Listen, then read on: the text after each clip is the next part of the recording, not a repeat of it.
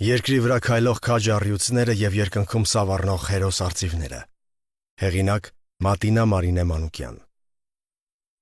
Հայկ Սամվելի Մինասյան։ Ապրիլյան պատերազմի անմահ հերոս։ Ծնվել է 1996 թվականի հոկտեմբերի 23-ին Ուկրաինայի Խարկով քաղաքում, սակայն հայրենիքի կանչը ու ձգողական ուժը այլ է։ 2001 թվականին ընտանիքով վերադարձել են Հայաստան և հաստատվել Վանաձոր քաղաքում, որտեղ էլ մեր քաջը գնացել է դպրոց։ Նա սովորել է Վանաձորի Ալեքսանդր Պուշկինի անվան թիվ 4 դպրոցում։ Եղել է ժիր, աշխույժ, նաև զսպված և համեստ երեխա։ Շատ հումորով էր, 3 քրոջ մինուճար եղբայր էր, նրանց ամենափոքրը և ընտանիքի սպասված տղա ժառանգը։ Շատ էր սիրում քույրերին և նվիրված էր վերջիններիս։ Սիրել է նկարել, որպես հոբբի հաճախ զբաղվել է նկարչությամբ։ Տիրապետում էր տարբեր լեզուների՝ ռուսերենի, ուկրաիներենի, անգլերենի և իհարկե իր մայրենի լեզվին՝ հայերենին։ Նաև զբաղվել է սպորտով, բասկամարտով և ծանրամարտով։ 3-4 տարեկանից մինչև բանակ գնալը, ապա բանակում ևս շարունակել է իր սպորտային պարապմունքները, որի համար էլ իրեն տվել են Մոսկուլ Հայկո մականունը։ Սակայն մինչ բանակին հասնելը 2011 թվականին դպրոցը ավարտելով ընդունվել է Վանաձորի Եվրոպական քոլեջը, ապա Երևանի Եվրոպական համալսարանը, որպես մասնագիտություն ընտրել է ծրագրավորում և կառավարում բաժինը։ Նա աչքի էր ընկնում իր հանդարտությամբ ու կշռադատված վարքագծով։ Լավ խորհրդատու էր ոչ միայն ընկերների, այլ նաև ծնողների համար, և դեռ ուսանողական տարիքից սկսել էր աշխատել ու անում էր ամեն ինչ, որ ընտանիքի հոգսը մի փոքր թեթևացնի։ Բայց առջևում ավելի կարևոր բան կար՝ հանուն հայրենիքի պաշտպանության բանակ զորակոչվելը, որի համար էլ նա առաջին կիսամյակից հետո թողեց ուսումը և զորակոչվեց բանակ։ Զորակոչվել է 2015 թվականին, Արցախ, Մարտակերտ, եղել է կապավոր։ Ծառայել է սիրով և նվիրումով։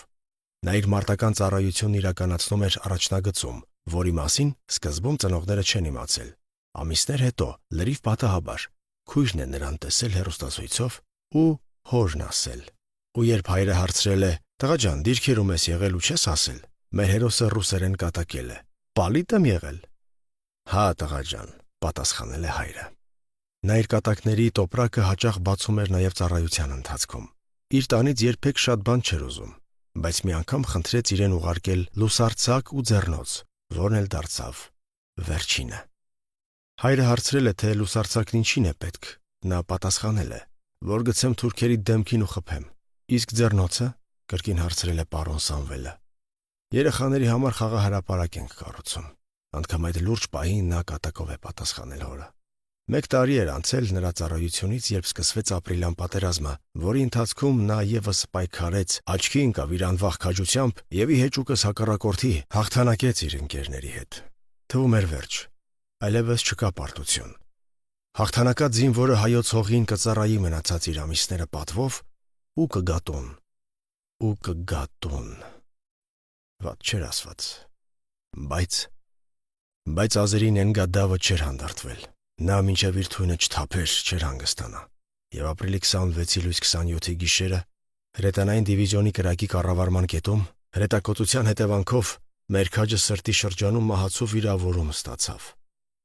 Փառք հիշատակիդ պատերազմական բովով անցած մեր հերոս։ Նա հետմահու պարգևատրվել է Հայաստանի Հանրապետության մարտական ծառայություն և հայրենիքի պաշտպանության համար, ինչպես նաև Արցախի արիություն մեդալներով։ Այսօր նրա հարազատ դպրոցում դասասենյակ կա իր անունով,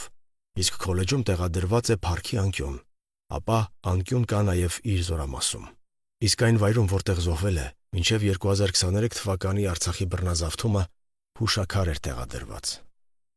Մեր քաջի քաջածին ծնողները հիմա ապրում են միայն մի բանի համար՝ իրականություն դարձնելու իրենց հերոս որդու կիսատ նպատակներն ու դրանք ավարտին հասցնել։ Փառք պատերազմական բովով անցած մեր հերոսի հիշատակին։ Խոնարհվում եմ նրա առջև։